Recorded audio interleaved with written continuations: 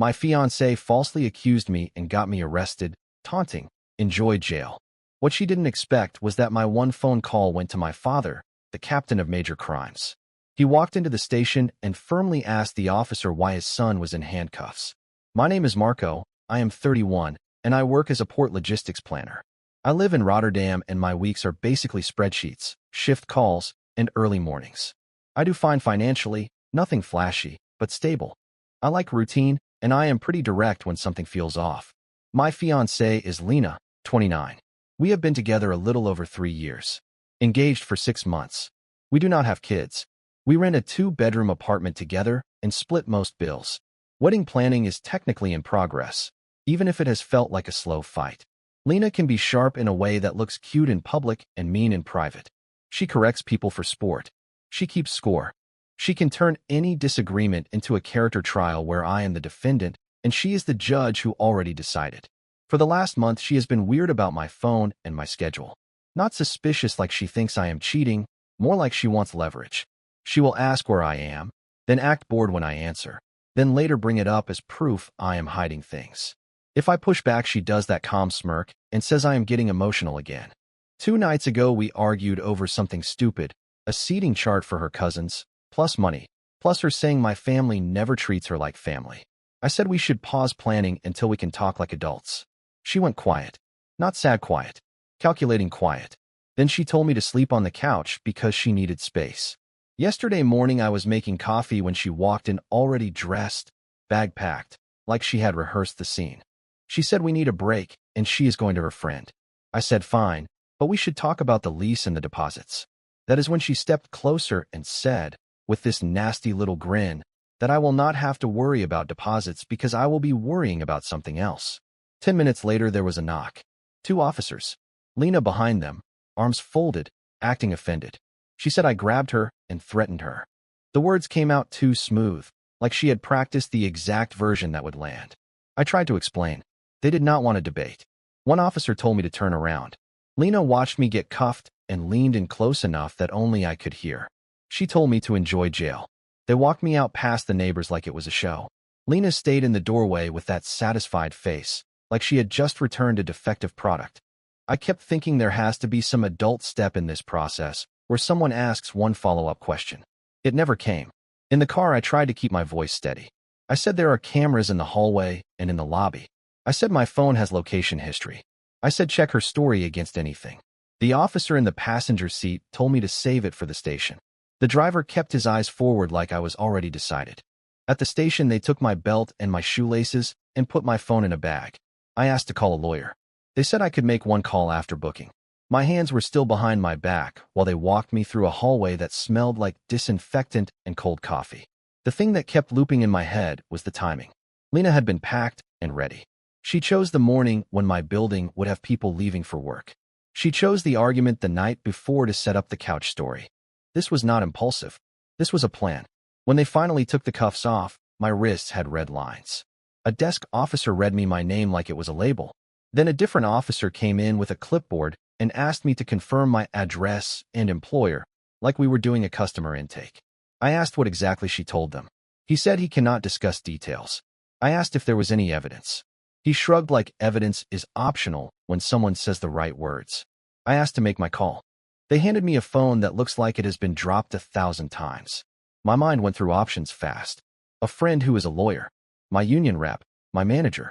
Then I pictured Lena at my apartment going through everything while I sit in a holding cell with no shoelaces. I also pictured her calling my mom to spin a story first. So I call my father. This is the part one never tell people because it sounds like I am making it up. My dad is a captain in major crimes. Not a TV version. A real one. He does not do favors. He is also not sentimental. We are not close in a warm way, but he is consistent. He picked up on the second ring. I said, Dad, I am at the station. I am being booked for domestic assault. It is Lena. It is not true. There was a pause that felt heavy. Then he asked one question. Which station? I told him. He said stay calm and do not answer questions without counsel. Then he hung up. 20 minutes later, the mood in that hallway shifted. People started moving quicker. A sergeant walked past and looked at me twice. Then the desk officer suddenly remembered my last name and stopped sounding bored. And I realized Lena probably thought my one call would be wasted on begging her to stop. She did not expect I would call the one person in the city who actually knows how the system works from the inside. About 30 minutes after I made that call, I heard my last name spoken in a different tone. Not casual, not annoyed, precise. My father walked in wearing a plain suit, not his uniform. He was not loud. He did not storm anything. He simply asked the desk officer why his son was sitting there in handcuffs without a formal statement taken from him yet. You could feel the temperature change in the room. The officer started explaining that there had been a complaint, that protocol required detainment, that they were in the process of booking. My dad listened without interrupting. Then he asked whether there was visible injury documented, whether there were independent witnesses, whether they had secured any camera footage from the building Lena herself claimed the incident occurred in. The answers were vague. They had not reviewed footage yet. They had not photographed any injury. They were relying on her verbal statement. My father nodded once and said something I have heard him say my whole life. Procedure exists to protect both sides. He was calm. That was the part that unsettled everyone. He was not defending me emotionally. He was dismantling the process logically. He requested that the supervising officer join them. Within minutes, a lieutenant came out. They stepped aside, but not far enough that I could not see the body language. My father stood straight, hands clasped behind his back. The lieutenant kept adjusting his belt. I was eventually brought into a small interview room. My cuffs were removed. The tone shifted from assumed guilt to cautious neutrality. The lieutenant asked me to walk through the morning from start to finish. I did. Slowly. I kept it factual. Coffee. Kitchen counter. Her packed bag. The thread about deposits. The knock. I mentioned the hallway cameras. I mentioned that she had been telling me for weeks that I was going to regret not prioritizing her. No dramatic speeches. Just sequence and timing. After I finished, my father asked one final question in that room. Has anyone verified whether the complainant is still at the residence? An officer left immediately. About 20 minutes later, he came back looking less confident. Lena was not at the apartment. Neighbors said she left in a rideshare right after the arrest. That detail mattered. If she was in immediate danger, why leave calmly and disappear before even giving a formal recorded statement at the station? The lieutenant's jaw tightened. My father did not look at me. He looked at the lieutenant and said, "I trust you will handle this thoroughly." For the first time since the cuffs clicked around my wrists, I felt something shift from panic to clarity. Lena thought this would scare me into submission. She thought a night in a cell would reset the power balance. What she did not factor in is that once you pull a lever like that, you do not control who else it moves. About an hour after my father arrived, the lieutenant came back into the room with a different tone entirely. He said they were going to release me pending further review. No charges filed at that moment. No formal arrest record beyond initial intake. That is a very careful sentence. Pending further review. I signed a temporary release form. They returned my belt and shoelaces. When I stepped back into the hallway, my father was waiting near the exit. He did not hug me. He did not ask if I was okay. He asked one question. Is there any part of her claim that can be misinterpreted? I said no. I never touched her. He held my gaze for a second, assessing. Then he nodded once. Good. Because this is no longer a relationship issue. This is a credibility issue. Outside the station, he finally explained what shifted things. An officer had reached Lena by phone and asked her to come in to finalize her statement. She said she was too shaken and needed time. That alone is not unusual. What was unusual was that she had already texted two mutual friends a very detailed version of events, complete with exact phrasing about me grabbing her wrist and threatening to ruin her life. The timing did not line up. The building manager was also contacted. Hallway footage showed her standing calmly outside the apartment door before the officers arrived. No visible distress. No attempt to leave in panic. She even adjusted her hair in the reflective elevator door. That does not prove innocence by itself, but it weakens urgency. My father told me something else that stuck. False allegations are rare, but when they happen, they tend to escalate, if not confronted immediately. If she realizes the system did not automatically destroy you, she might try again with more detail. He said I need to treat this like exposure management, not emotional fallout. I asked him directly if his involvement would create backlash. He said he did not interfere. He asked procedural questions. That is allowed. He also made it clear that if evidence supported her claim, he would not protect me. That is how he operates. When he dropped me off near my apartment building, he advised one thing. Do not go inside alone. Bring a neutral witness. Document everything. Change the locks if legally permitted. I called the building manager first. Lena is not on the lease. I am the sole tenant. That matters. Then I called my cousin who lives 15 minutes away and works freelance from home. He agreed to meet me there. As we walked toward the entrance, I could see our balcony doors slightly open, and I realized Lena might not have expected me back this quickly. My cousin arrived before I went in. I explained the situation without dramatics. He knows my father's job, so he understood immediately why documentation mattered more than emotions. The apartment door was unlocked. That alone told me Lena was not done. We walked in together, and I started recording video on my phone. Not secretly, just openly narrating date and time. The living room looked mostly intact, but smaller things were off. The framed photo from our engagement dinner was gone. Her shoes by the entrance were gone. 2 of my watches from the hallway drawer were missing. In the bedroom, half her clothes were gone. Not packed carefully. Cleared. My laptop bag was open on the bed, but the laptop was still inside. My passport drawer had been pulled out and left crooked. She had not left in panic. She had curated what she took. On the kitchen counter, there was a printed screenshot of what looked like a text draft. It was not addressed to anyone yet. It read something about surviving emotional abuse and finally having the courage to involve the police. She had highlighted parts in yellow. My cousin just looked at me and said she is building a narrative. That is when my phone buzzed. It was Lena, not a call, a message. She wrote that I should start thinking about how this will look at work. She said arrests have a way of following people. Then she added that if I apologize publicly and admit I scared her, maybe she will consider telling the police she overreacted. There it was. The leverage attempt. I did not respond. Instead, I took screenshots and forwarded them to my father and to a lawyer my cousin recommended. I also emailed the building manager requesting immediate lock change authorization since the lease is solely in my name and there has been a domestic disturbance allegation. The manager replied within 15 minutes approving it due to safety concerns. I called a locksmith. While we waited, Lena sent another message. This one less polished. She said I embarrassed her by questioning the wedding. She said I needed to learn consequences. I did not analyze it. I did not argue.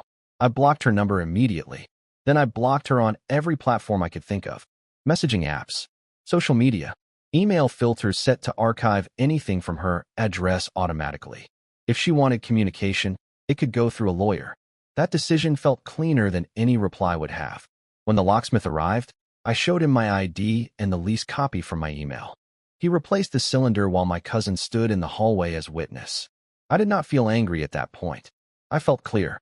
If someone is willing to weaponize the legal system to win an argument, you do not negotiate with them. You remove access. By the time the new keys were in my hand, Lena was blocked everywhere. She just did not know she no longer had a door to come back to. The first quiet hour after blocking her was almost unsettling. No more buzzing. No more calculated threats disguised as wounded messages.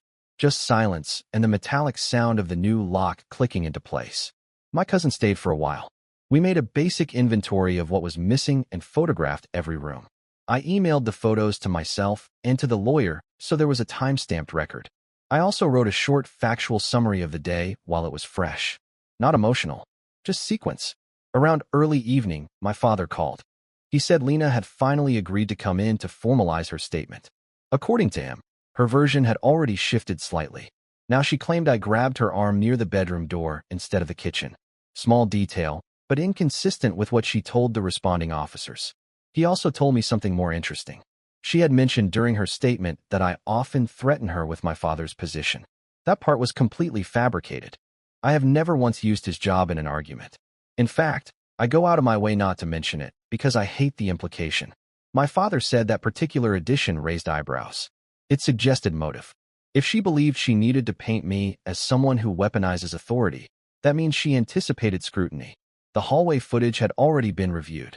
No visible distress when officers arrived. No visible marks on her arms in the elevator mirror reflection. Again, not definitive proof of anything, but it weakened urgency. The lieutenant apparently asked her directly whether she sought medical evaluation. She declined. By late evening, I received a formal notice by email that the complaint was under review and no charges were being filed at this time due to insufficient corroboration. Not dismissed. Not fully closed. Under review. That is important, because it means the allegation exists on paper. About an hour after that email, my cousin's phone buzzed. Lena had messaged him since she could no longer reach me. She told him I was spiraling and that she feared for her safety because I changed the locks. That was fast. She pivoted from punishment to victim narrative within hours. I asked my cousin not to reply. Instead, I had him forward the message to me and to the lawyer. Then I did something that probably looks cold from the outside. I called my employer. I asked to speak to HR and my direct supervisor together. I informed them that a false domestic allegation had been made, that no charges were filed, and that I wanted it documented in case any external inquiry surfaced. I refused to let her control the first version of the story at my workplace. Control of narrative matters. And if Lena thought embarrassment would break me, she underestimated how comfortable I am with documentation and process. But what I did not anticipate was how quickly she would escalate once she realized silence did not scare me.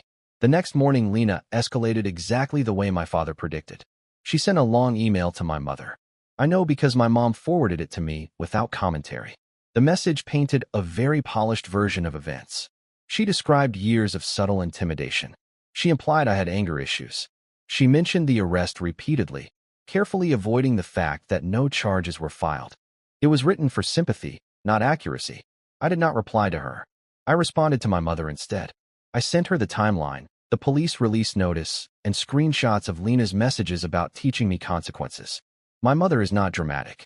She read everything and simply said this is not normal behavior. By midday, the lawyer called me. He said based on the messages Lena sent after the arrest, especially the part offering to retract in exchange for a public apology, there is potential evidence of malicious intent. He advised me not to threaten anything, not to contact her, and to preserve every piece of communication. He also suggested something I had not considered. File a formal report regarding the coercive messages. Not to retaliate, to create a record. That afternoon, I went back to the station voluntarily and provided the screenshots. I kept it factual. I explained I had blocked her and did not intend further contact. The officer documenting it seemed more careful with his wording this time. While I was there, I learned Lena had called earlier asking whether I had been formally charged yet. That detail settled any lingering doubt. She was not afraid of me. She was waiting for damage confirmation. When I returned home, I found a small padded envelope in my mailbox. No return address. Inside was my engagement ring. No note. It would have been dramatic if I did not know her patterns. This was not closure. This was positioning. If she returned the ring first, she could later claim she ended it because she feared me. I placed the ring in a drawer and documented its arrival with a photo and timestamp. There is something unsettling about watching someone shift from partner to adversary in less than 48 hours. But once you see the strategy, you stop taking it personally. And Lena was very much still strategizing. 2 days passed without direct contact from Lena. That did not mean she was inactive. A mutual friend called me that evening. He sounded uncomfortable. Lena had hosted a small gathering at another friend's apartment and told everyone she narrowly escaped a violent situation. She did not name me directly at first, but she let people connect the dots. By the end of the night, she was openly saying I was arrested for assault. He told me because he knows me well enough to question it. I thanked him and asked one thing. Did she mention charges? He said no. Just arrest. Selective wording again. I did not try to defend myself through him. I simply emailed the lawyer summarizing what I had been told. Then I drafted a short, neutral message and sent it to a small group of close friends. I stated that an allegation had been made, that no charges were filed due to lack of corroboration, and that I would not be discussing it further. I attached the official notice. No insults. No counter-accusations. Control the narrative with documents, not emotion. Later that night, my father called with an update. The complaint had been marked as closed pending no further evidence. Not proven false, but not moving forward. That distinction matters legally. It means there is no active case. He also told me something that confirmed my instincts. During her second follow-up call with the station, Lena asked whether filing a complaint guarantees a restraining order. That question is not something someone asks if they are simply scared. That is someone exploring leverage. At that point, I made a final logistical decision. I informed the landlord that Lena would not be returning and provided written notice that only I am authorized to access the unit. I removed her name from shared utility accounts. I changed all passwords linked to joint services. Streaming, internet, cloud storage. Clean separation. The strangest part is that I was not heartbroken. I was disappointed in my own miscalculation. I mistook sharpness for strength. I mistook control for competence. And now the wedding venue was still booked under both our names, which meant there was one last practical conversation left, whether I liked it or not. The venue contract was under both our names, but I paid the deposit from my account. I emailed the venue coordinator first thing in the morning. I kept it simple. The wedding was canceled due to a personal matter. I asked what documentation they needed to release me from liability and whether the deposit was refundable or transferable. Within an hour, Lena emailed them too. She claimed the event was postponed due to emotional distress caused by me. She asked them not to cancel anything yet and said there might be legal proceedings. The coordinator replied to both of us requesting a joint written confirmation to cancel or a legal order. Predictable. Instead of arguing with Lena, I forwarded the contract to my lawyer.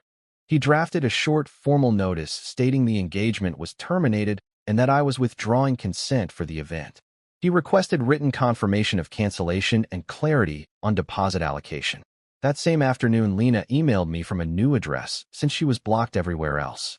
She accused me of trying to financially sabotage her. She said if I cancel the venue unilaterally, she will tell everyone why. I did not respond to her. I forwarded it. By early evening, the venue confirmed in writing that without mutual consent, they would retain the deposit and release the date. I made the decision immediately. I authorized forfeiture of my portion. It was not a small amount, but it was finite. Predictable loss is better than ongoing leverage. An hour later, Lena sent another email. Short this time. She wrote that I was overreacting and ruining both our reputations. That sentence was the clearest one she had written all week. Not safety. Not fear. Reputation. I realized something uncomfortable. The arrest was not about hurting me physically. It was about narrative dominance. If she could label me publicly first, she controlled the breakup story forever. But she miscalculated two things. 1. I document everything. 2. I do not negotiate under threat. By the end of that night, the venue date was released. The deposit was gone. The engagement was legally and practically dead. And for the first time since the handcuffs clicked shut, there were no open threads left for her to pull. Which meant the only thing remaining was whether she would try one last move, or finally accept that the leverage failed. There was one last move. 3 days after the venue was canceled, I received a formal letter from a lawyer representing Lena. It alleged emotional abuse and claimed I forced her out of the apartment by changing the locks. The timing was not random. The letter arrived the same morning. She posted a long statement online about reclaiming her life from a controlling partner. She did not use my name, but anyone who knew about the canceled wedding could connect it. The lawyer's letter demanded financial compensation for relocation expenses and half of the wedding deposit. It hinted that if I did not cooperate, she would pursue civil action and seek a protective order. I read it twice. Then I forwarded it to my lawyer and went to work. By the afternoon, my lawyer responded formally. He attached the lease showing I was sole tenant. He attached the message where Lena offered to retract her police statement in exchange for a public apology. He attached confirmation that no charges were filed due to lack of corroboration. He also stated clearly that any further defamatory statements would result in counterclaims. No threats, just structure. 2 days later, Lena's lawyer replied again. The tone had softened. They said their client wished to resolve matters privately and withdraw previous demands. Translation. They reviewed the documentation. That same week, Lena removed her online post. There was no apology. There never would be. But there was silence. It has been 4 months now. No new allegations. No legal action. No indirect messages through friends. The complaint remains on record as reviewed and closed without charges. That part will likely never disappear completely. I am realistic about that. What I learned is simple. When someone is willing to weaponize systems to win an argument, the relationship is already over. The only question is how cleanly you exit. I lost a deposit. I lost a fiancé. I lost the version of the future I thought I had scheduled. What I did not lose was my credibility. And once I understood that was the real target, the rest became procedural. If you are reading this because you are in something similar, document everything. Do not argue under threat. And never assume someone will stop escalating just because you feel hurt. Sometimes the most stable move is the quiet one. Close the door. Change the lock. Keep the record. Then move forward.